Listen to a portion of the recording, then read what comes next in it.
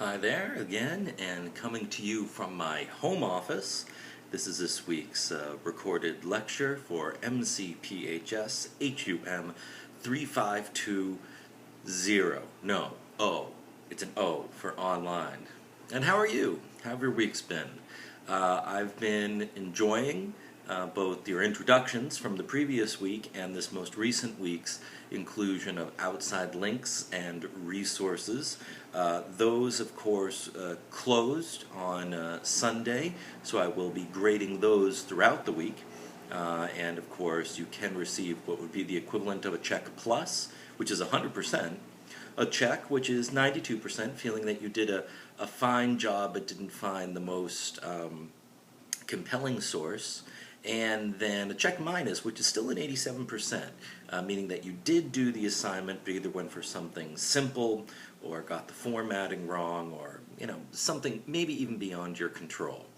But so that you don't feel too stressed out by these things, those grades are meant to help you and make you feel that completing these assignments is well worth your time.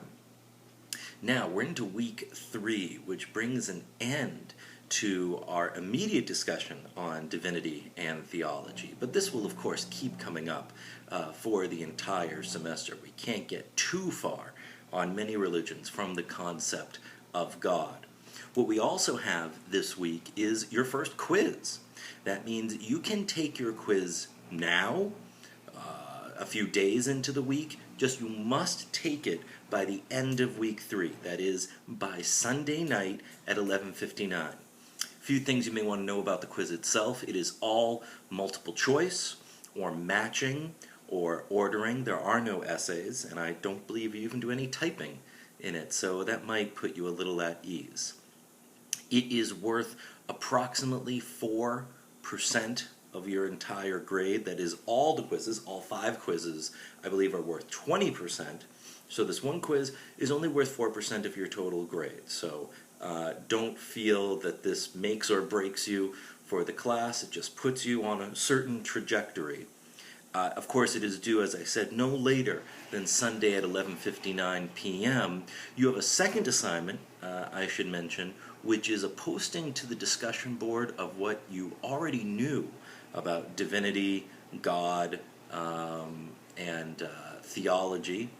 Not necessarily believed, but what you already knew in terms of the different religions, what you've learned, and what's actually been corrected on your part. Full details for that can be found in the theology and divinity. Is that I've separated them for a reason. There are some theologies that are impossible to have, that don't make sense without a God or a divine source or a deity.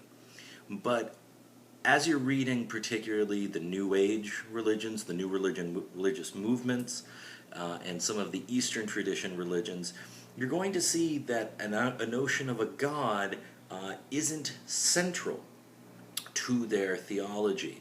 And if there's anything you get out of this class, if there's anything you get out of this first section of class, is that the notion of God really is central to only particular religions.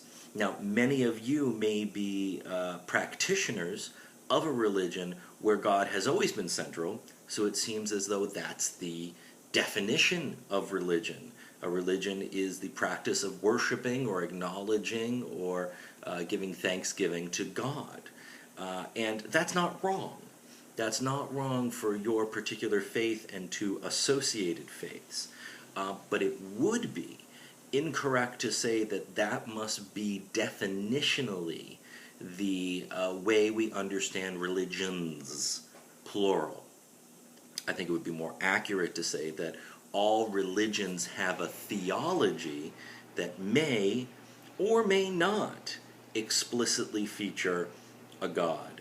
And I hope if we have extra time during our Collaborate session, if people are feeling good about the quiz, feeling clear about the first paper content, we'll get to explore something that's been a little bit unsaid during this first section, which is we've been defining divinity and we've been defining theology, but we haven't been defining religion. Robson, your textbook author, does offer his impression for what religion is, what it can mean as a definition, but I think we could have that discussion, and I would welcome it.